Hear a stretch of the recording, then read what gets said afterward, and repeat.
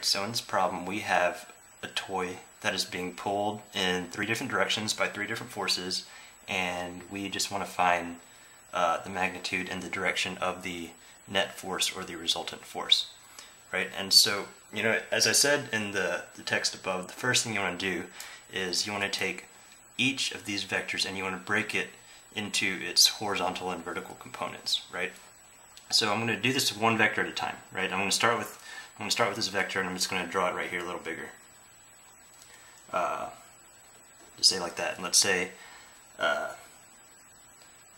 magnitude of 13 newtons. Yeah, and so as you hopefully you saw in my vector section, what you want to do, you want to start from the tail of this resultant vector, right?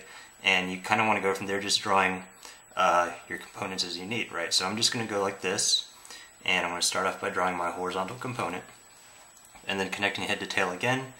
I'm going to draw my vertical component like that, thus forming a right triangle, you see? And because we know that this vector is going at an angle of 60 degrees above the horizontal, we know that this is a 60-degree angle, right? And so we want to find the magnitude of this horizontal and this vertical component, right? And so, hopefully you saw my vector section, just using some simple trig, what you'll find is that the magnitude of this horizontal component is 13 times cosine of 60 newtons, and then this the magnitude of this vertical component is 13 times sine of 60 newtons, right? And yeah, so that's pretty much it. And so just to keep my thoughts organized, I'm going to go ahead and call this vector, I'm just going to call it F1, right? And so the next thing I'm going to do, I'll just pick this one, and how about I just call it F2. And so I'm going to draw this one bigger, just like I did the other one, and let's, it has a magnitude of 20 newtons. And so what I'm going to do, same things, starting from the tail of this resultant vector, I'm going to go horizontal vector like that, connecting head to tail again, vertical vector like that. And because this is at 30 degrees, we know that this is at 30 degrees, right?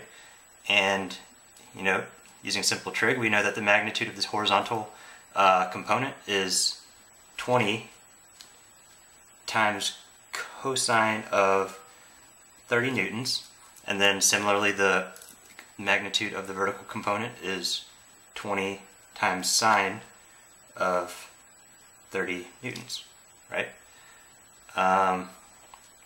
Yeah, and then so for the last one, I'm going to do this one. We have F3, and it is actually going straight down, and it has a magnitude of 8 newtons. So you might be able to imagine that it does not have a horizontal component because it is just going downwards. And its vertical component is just 8 newtons down. So that's it. And so what you want to do from here, you just want to lay it out nice and pretty. You have F1, F2, F3. I'm just going to say, I'm going to write it out. I'm going to say F1 in the x direction has a magnitude of what?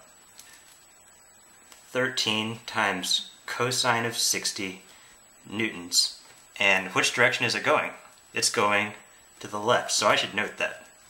And then let's say f of 1 with respect to y, it's 13 times sine of 60 going up, right? So I'm just going to write that down. 13 times sine of 60 newtons going up.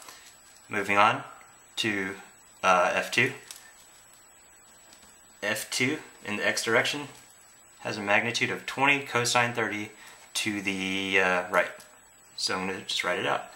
20 cosine 30 newtons to the right. Going for the y component, F2 in the y direction has a magnitude of 20 sine 30 newtons going up. So say 20 sine 30 newtons going up. And then lastly, we have F3. I'm just going to go ahead and write it out anyways. We have F3 in the x direction. As we said earlier, it's just going downwards. So this is just 0. And then lastly, we have F3 in the y direction is 8 newtons going down, right? So what we did, that was the first step. You know, we took each of our vectors, broke them into the vertical and horizontal components. Next thing we want to do, we want to add them all together, right? But actually, hold up, before we do that, I'm just going to go ahead and give you the numbers for these. I already went ahead and punched in my calculator. You know, if you do like, 13 times cosine 60, what you get is 6.5 newtons. And, as we said earlier, it's going to the left. And then, so 13 times sine 60, that has a value of 11.26 newtons going up. And then 20 cosine 30 has a value of 17.32 newtons going to the right. And then, what's next? 20 sine of 30 has a value of 10 newtons going up. This one is 0, so we can just ignore that one. And then lastly, we have 8 newtons going down, right? So the next thing you want to do is you want to take, let's start with x. You want to take each of these horizontal components and you want to sum them up into just a combined vector, right? So I'm going to write it like this, using sigma. The sigma sign means like the sum of, so the sum of all of your x forces. So look at what we have. Look at our x forces. We have this one, and this one, right? So we have 6.5 going to the left. We have 17.32 going to the right, and 0. So we can just not worry about that. So just looking at these two forces, we have, what do you think it would be, right? Well, you might be able to imagine, hopefully by now, that what you get is, since they're going opposite directions, they kind of cancel each other out, but not all the way because they have different magnitudes, right? So what you end up with in the end is 10.82 newtons going to the right. And then, so you're going to do the same thing in the y direction using 1, 2, 3. We have 11.26 going up, we have 10 going up, so that's, add that together, I'm sorry, I can't add. That's 21.26 going up minus 8. What that gives you is 13.26 newtons going up, right? And so that's that. So we have our combined x and y vectors. So the next thing you want to do is you want to take these vectors and you just want to connect them head to tail. I'm just going to draw it down here so you can see a little better. So here we have our x vector. We have 10.82 newtons going to the right, connecting head to tail. We have 13.26 newtons going up. And so what you want to do is just from here, it's just a matter of drawing your resultant vector, right? And we're back to it's just old news from here. So starting from the tail of this one, connecting up, that's our resultant vector. I'm just going to call this FR for resultant vector. And from here, so you want to find the magnitude of this. It's just a matter of using the Pythagorean theorem, right? Where this is a squared plus b squared equals c squared. Solve for c. What you're going to find is that your FR, your resultant force or your net force, has a value of 17.11 newtons, right? And the next thing you want to do, you want to find the direction of this resultant force. So, in other words, you can find any angle. Let's just find this one. And this is, this is the sine and cosine that we've seen before. Let's just pick one. Let's say sine. Sine of theta equals what? Opposite over hypotenuse, right?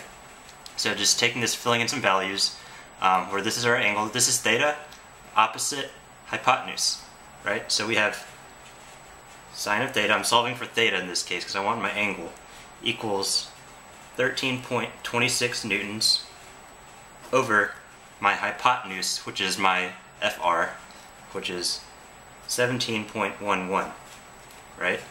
And then so what that gives me, I'm just going to write it here. Let's see, we have sine of theta. I'm just dividing this out.